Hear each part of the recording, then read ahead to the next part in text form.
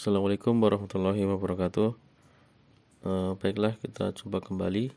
Di video kali ini akan membahas materi pemrograman dasar yang berjudul struktur kontrol percabangan, lanjutan kedua. Jadi struktur kontrol percabangan lanjutan 2 ini yang kita bahas adalah percabangan if else biasa dan percabangan if else yang versi ringkas. Nah, nanti seperti apa?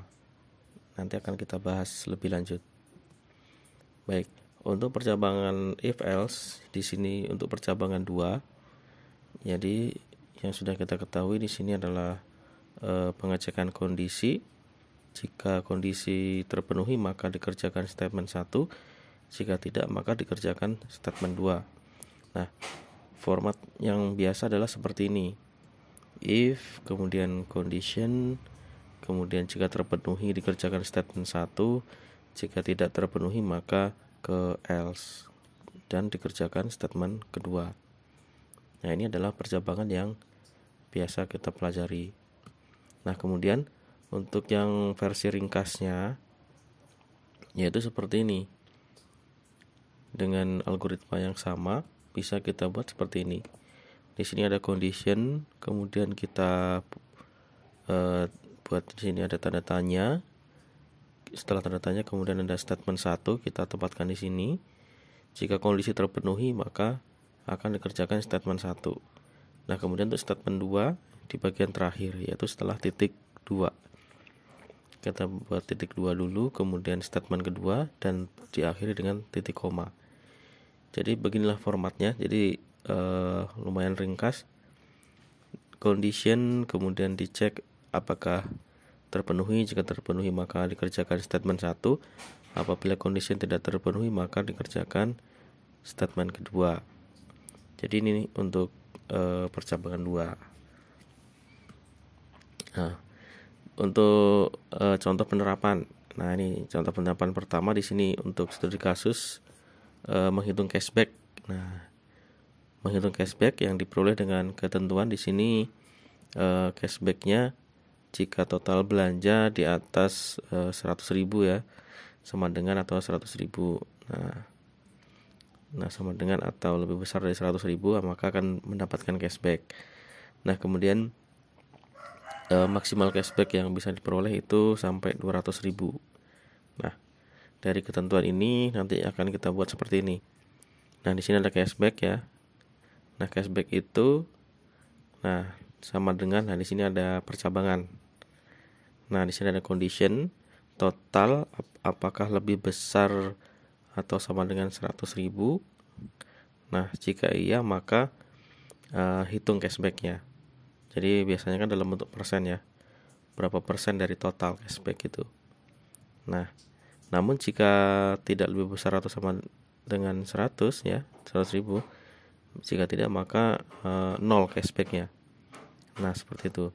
Nah, kemudian kita cek kembali di baris berikutnya cashback. Nah, di sini apakah cashback yang telah dihitung di atas ini lebih besar dari 200.000? Kalau lebih besar maka ya 200.000 itulah, karena batasnya memang 200.000. Jika masih kurang dari 200.000 ya, jika ini tidak terpenuhi maka berlaku cashback itu. Nah, di sini cashback itulah yang nanti berlaku, masuk ke variabel cashback. Baik. Nah, seperti inilah contoh programnya. Pertama di sini diminta masukkan total pembayarannya berapa. Misalnya 1.400.000. 1.400.000, kemudian persentase cashbacknya 10%. Nah, kemudian diperoleh hitungan cashbacknya diperoleh 140.000. Nah, kemudian di sini ada contoh lagi.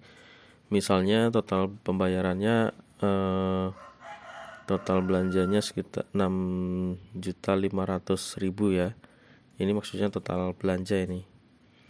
Nah, total belanjanya adalah 650.000. Kemudian kita masukkan cashbacknya 10%, kemudian diperoleh cashback ya, ini 200.000. Berarti ini maksimalnya ini. Nah, seperti itu. Nah, baiklah, di kode program seperti ini. Jadi ada total ya, sini dibuatkan variabel total, bayar, kemudian cashback. Nah, di sini ada float persen untuk menyimpan variabel persen ya. Nah, kemudian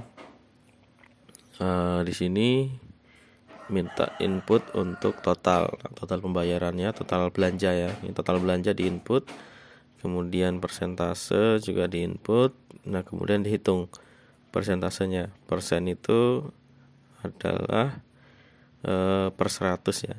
Jadi angka yang kita inputkan kita ubah dulu per 100 dibagi 100. Nah, kemudian kita hitung cashback di sini. Nah, cashback itu adalah jika total belanjanya lebih besar dari 100.000, maka dihitung persentase, dihitung ya, dikali dengan total belanja. Namun jika kurang dari 100.000 maka 0, cashbacknya 0. Nah, kemudian kita cek lagi cashback. Apakah cashback itu lebih kecil atau sama dengan 200.000? Jika iya, maka cashback itu berlaku ya. Namun jika cashback itu ternyata lebih besar dari itu, maka 200.000 lah yang berlaku, karena maksimal memang 200.000. Nah, kemudian kita print di sini di bawah. Cashback yang diperoleh adalah Rp. Nah, di sini persen D, nanti akan mencetak cashbacknya. Cashback dicetak di sini setelah Rp. Nah, itulah program. Nah, itulah programnya. Nah, bisa dicoba ya. Baik, untuk contoh penerapan kedua di sini ada studi kasus untuk mengkonversi lamanya parkir. Nah, ini dikonversi ke menit dengan ketentuan nanti program itu minta input jam ya, jamnya diinput, kemudian menit. Nah, jam dan menit ini untuk awal dan akhir. Nah, kemudian program ini juga mestinya bisa untuk menghitung lamanya parkir meskipun berganti hari. Nah, terkadang kalau sama hari bisa ya. Namun untuk kalau sudah berganti hari itu kan jamnya kan muter lagi ya. Misalnya jam 20 malam, jam 8 malam ya, 20.00.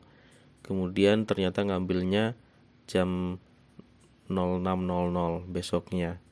Kalau hitungan secara pemrograman biasa tidak menggunakan algoritma yang menentukan berganti hari, mungkin akan salah hitung. Nah, makanya perlu di handle dengan algoritma. Baik. Nah, di sini contoh gini. Jadi harus kita tentukan dulu. Misalnya ya, ditanyakan dulu di program melewati pukul 00 enggak gitu. Misalnya melewati pukul 00 berapa kali. Nah, misalnya 0 berarti belum melewati hari. Nah, kemudian di input waktu awal. Nah, kita masukkan 8.20 waktu awal. Kemudian waktu akhirnya ya, selesai parkir 9.35. Nah, kemudian program akan menghitung. Nah, jumlah menitnya adalah 75 menit. Nah, seperti itu. Nah, kemudian kalau misalnya lewat hari, melewati pukul 00 misalnya. Nah, satu kali berarti kan besoknya. Nah, misalnya waktu awalnya 21.20, kemudian diambilnya pagi-pagi 6.30. Nah, maka di sini bisa menghitung, yaitu jumlah menitnya 550 menit. Nah, untuk kode programnya seperti ini. Jadi kita buatkan dulu variabel-variabelnya. Di sini ada variabel untuk ganti hari. Ya, ganti hari, kemudian jam awal, menit akhir ya, jam akhir, menit akhir, kemudian jumlah menit yang diperoleh. Nah, di sini ada hari ya, ini hari tidak dipakai ini. Ya, ini bisa dihapus. Oke, baiklah. Kemudian kita buat di sini ya, print melewati pukul 00 berapa kali. Nah, di sini nanti akan minta input yang masuk ke variabel ganti hari. Ya. Kemudian untuk jam awal atau menit awal. Nah, di sini formatnya adalah seperti ini ya. Waktu awal, nah contoh seperti ini. Nah, kemudian scan F-nya di sini %D titik %D. Karena nanti %D yang awal ini adalah jam, kemudian dipisah oleh titik, kemudian %D yang kedua ini nanti menit, masuk ke variabel menit 1. Nah, demikian untuk yang waktu akhir ya. Jadi %D titik %D. Kemudian % yang pertama masuk ke jam 2, ini jam akhir. Kemudian % yang kedua masuk ke menit 2. Nah, seperti itu. Nah, kemudian dihitung. Nah, di sini. Nah, disinilah penghitungannya. Nah, untuk berganti hari itu pengaruh untuk yang jam kedua, jam akhir ya. Nanti pengaruhnya di sini untuk kalau misalnya berganti hari. Jadi penghitungannya seperti ini. Di sini ada percabangan ya. Percabangannya di sini. Nah, kalau misalnya di sini ganti hari ternyata lebih besar dari 0, maksudnya berganti hari ya. Kalau berganti hari, maka di sini 24 dikali ganti hari. Nah, ganti harinya misalnya 1 hari, 24 dikali 1. Nah, ini 1 hari kan 24 jam. Nah, seperti itu. Kemudian ditambah jam berapa itu. Misalnya jam 6.30 ya, tadi di contoh. Berarti 6.30, 6-nya itu ditambah 24. Berarti 30.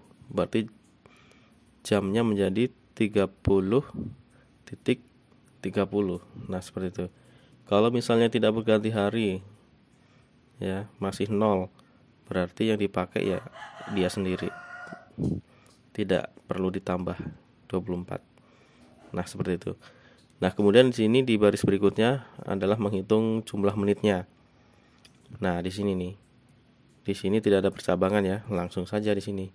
Jadi untuk jamnya kita ubah ke menit itu kan dikali 60. Jadi di sini langsung saja selisihnya. Jam 2 ya, jam akhir. Jam akhir dikurangi jam awal, nah berapa di situ? Kemudian dikali 60. Jadilah menit. Kemudian untuk menit juga tinggal selisihnya saja. Menit akhir dikurangi menit awal. Nah, kemudian dijumlahkan, jadilah dia jumlah menit. Nah, seperti itu. Kemudian jumlah menit dicetak ya, di print di sini. Jumlah menit (2) spasi %D spasi menit. Nah, di sini jumlah menit di print nanti akan muncul di sini di %D. Nah, baiklah. Nah, terakhir di sini ada contoh untuk penerapan ketiga. Di sini ada studi kasus menghitung biaya parkir dengan ketentuan 1 jam pertama. Nah, untuk motor itu Rp2.000 dan mobil 1 jam pertama itu Rp5.000. Nah, kemudian untuk setengah jam berikutnya itu dikenakan biaya 500. Nah, itu bagaimana? Oke, nah di sini contoh di program itu kendaraannya apa dulu? Misalnya kalau motor ya kita input di sini 1 ya, motor atau mobil. Kalau 1 berarti motor, kalau 2 berarti mobil. Nah, kemudian dia berapa menit?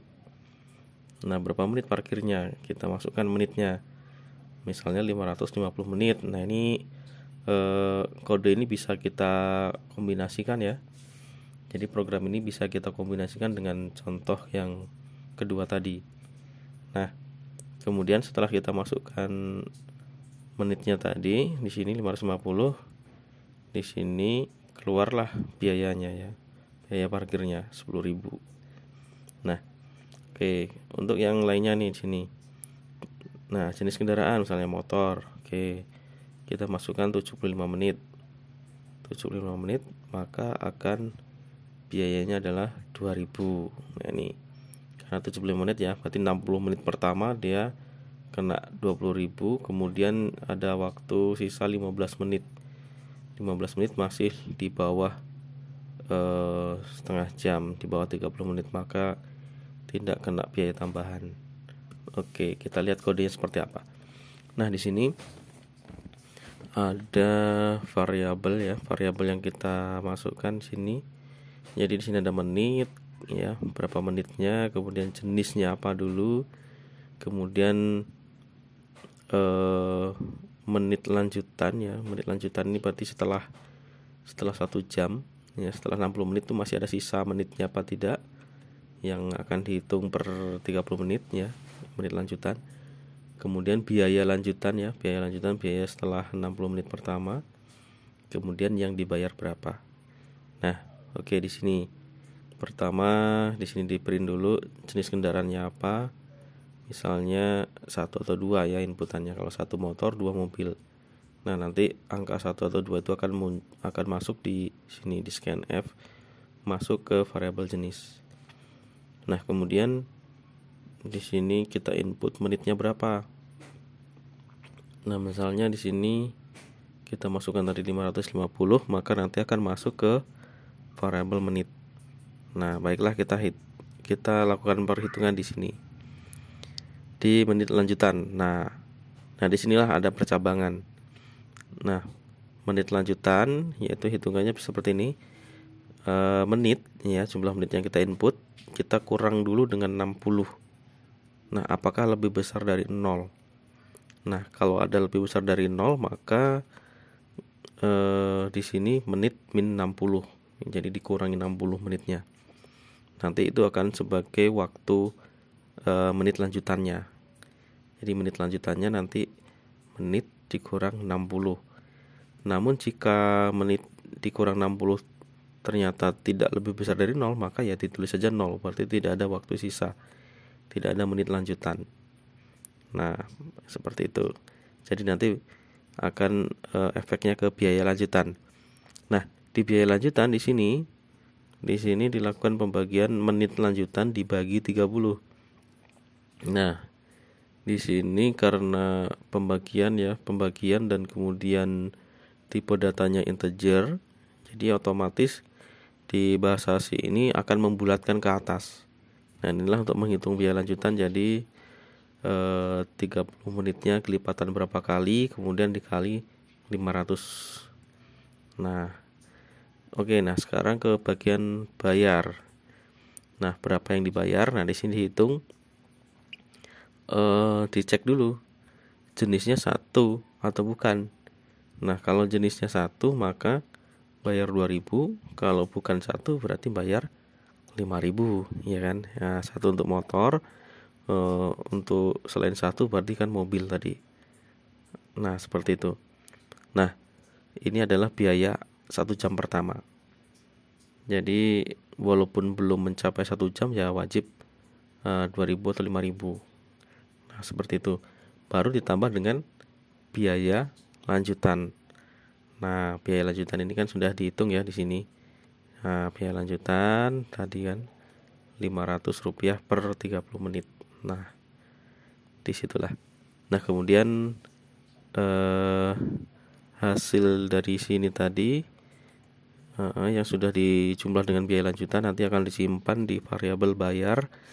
Nah, kemudian variabel bayar dicetak. Nah, seperti itu, maka hasilnya menjadi seperti ini. Baiklah, silahkan dicoba ya di komputer masing-masing di aplikasi DevC++ ya. Bisa di-download